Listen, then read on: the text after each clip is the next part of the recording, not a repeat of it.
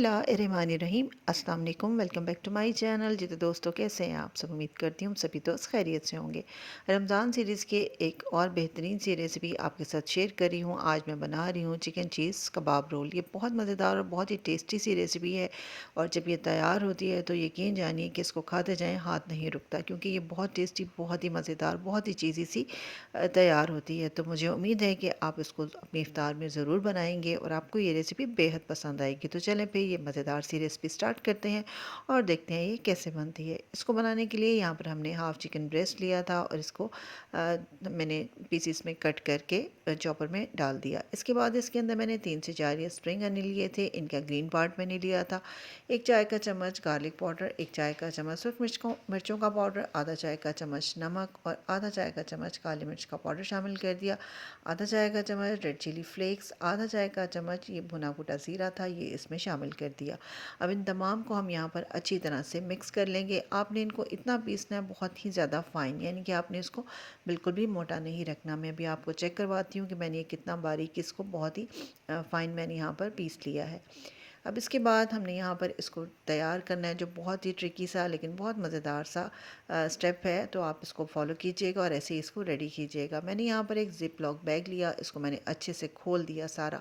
अब इसके ऊपर मैं थोड़ा सा ऑयल अप्लाई करूँगी, क्योंकि जब हम इसके ऊपर अपना रोल रेडी करेंगे तो फिर वो चिपकेगा नहीं। तो दोनों साइडों पर मैंने अच्छी तरह से इसके ऊपर ऑयल लगा दिया।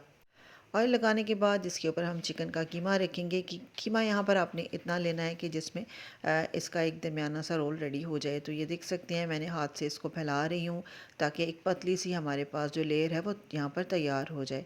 तो ये आप देख सकते हैं, बस इतने ही आपने इसको फैलाना है।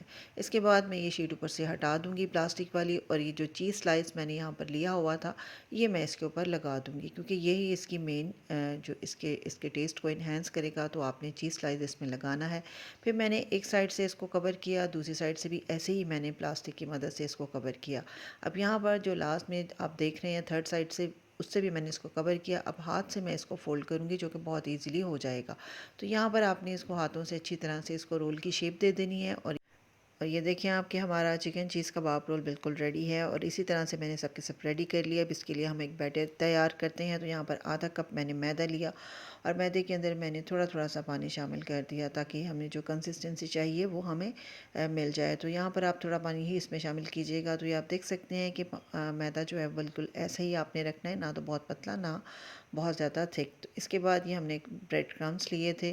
तो सबसे पहले हम अपने इस रोल को बैटर में डिप करेंगे और इसके बाद ब्रेड क्रम्स लगाएंगे। यहाँ पर मैं इसको डबल कोट करूँगी, क्योंकि डबल कोट करने से जो ये हमारा कबाब है ये बहुत टेस्टी और बहुत ही इसके क्रम्स बहुत अच्छे से आएंगे, और टेस्ट में भी ये बहुत ही ज़्यादा होगा। तो इसलिए मैं 2 दफ़ा इसको यहाँ पर रेडी करूँगी। तो ये आप देख सकते हैं कि मैंने दूसरी बार भी इसको मैदे में डिप किया और फिर इसके ऊपर ब्रेड क्रम्स लगा दिए। तो इस तरह से मैंने सबके सब ये चिकन चीज़ कबाब रोल अपने रेडी कर लिए। अब हम इनको फ्राई करेंगे। तो फ्राई करने के लिए मैंने ऑलरेडी एक पैन चूल्हे पर रखा हुआ था, तो ऑयल वहाँ पर गर्म हो चुका था। तो मैंने ये कबाब चीज़ कबाब मैंने इसमें ऐड कर दिया। फ्लेम आपने यहाँ पर बहुत ज़्यादा हाई नहीं रखना, मीडियम फ्लेम पर ही आप इसको पकाइएगा, क्योंकि चिकन अभी हमारा कच्चा है, उसने भी कुक होना है।